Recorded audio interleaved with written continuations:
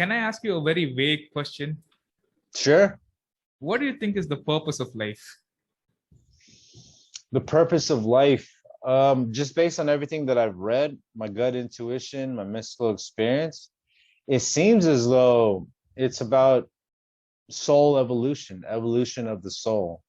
So, I subscribe to reincarnation based on the studies at University of Virginia that have been going on for like 40 years, where it seems as though they have significant enough consistent data on thousands of young children that seem to remember and recall vivid past lives that have seem to be, they're able to match it up with records of people that have lived.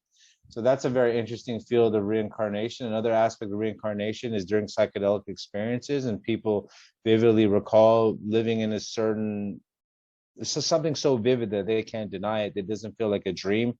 It felt realer than real. And then you have the altered state of consciousness, things like hypnosis, in which they're doing regression. And a lot of people recall things like a past life, like, hundreds of thousands, not millions of people. So I subscribe to the concept of that. And the only way that that concept makes sense is if we are incarnating each time for a purpose, for a reason, not for no reason. And I feel as though it's each time you incarnate, it's for the reason of evolving your soul to become more emotionally whole, more emotionally intelligent, and just to become more evolved in that sense. Where the Tibetans have this concept called the rainbow body, where once you reach a certain level of spiritual evolution, then you don't have to reincarnate anymore. You've reached that pinnacle of your spiritual evolution, and I don't know where you go after that. I don't know. I don't know anything really. These are the concepts that I subscribe to, and I do feel that it's part of your soul evolution and trying to help others. I really feel that inside is that, not only do you want to develop your own soul, but if you can help people along the way, then that's definitely part of the reason for being. Well, we always think of reincarnation in a spiritual or in an esoteric way, but this is new to me. I didn't know a university is conducting a scientific study on reincarnation. Do you think there is scope for more scientific studies on human beings reincarnating?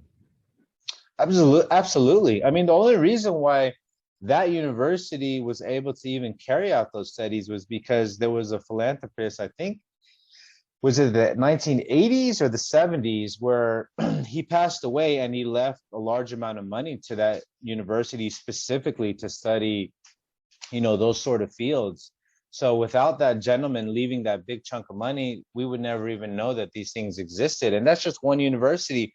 Imagine if there was 20 universities around the world studying the same thing. We might have 100,000 data points or 1,000,000, right?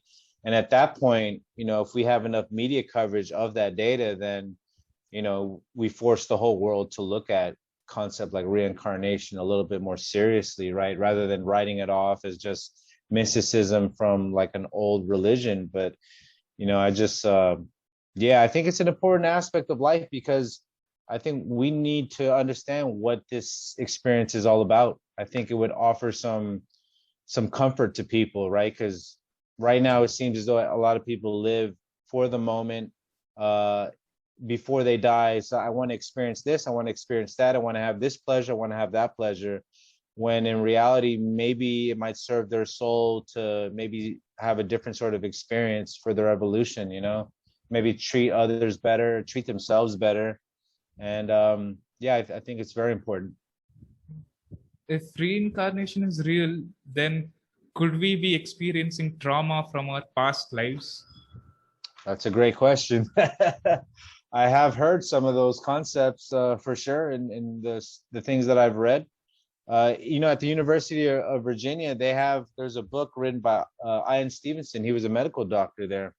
And I think there's a book in which there's like 20, it's a book called Reincarnation and Biology, where these are young children who they recall a past life, but not just that.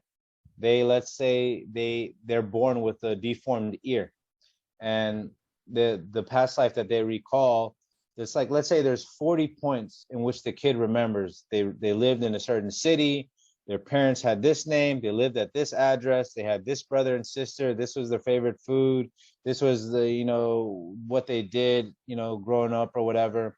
And they died in a traumatic manner in which like part of their ear was cut off. And then so they come into this life and part of their ear is deformed and they're recalling the past life. So what I'm saying is that, yeah, when you ask about trauma, experiencing trauma from a past life, that's a very clear sort of case of like a physical trauma that seemed to have taken place in a past life that manifested into this incarnation. So yeah, look up that book, Reincarnation and Biology by Ian Stevenson.